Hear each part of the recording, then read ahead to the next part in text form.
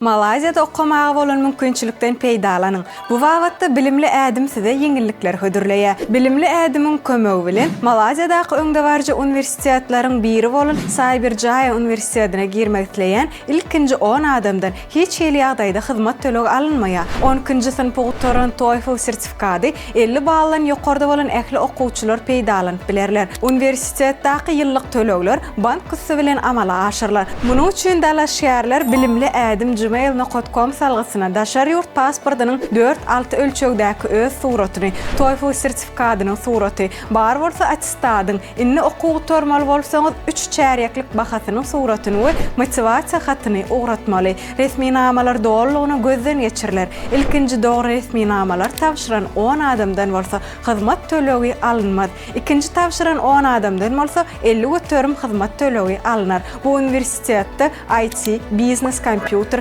ekonomika we medisina ýaly ugurlarda okap bilersiňiz.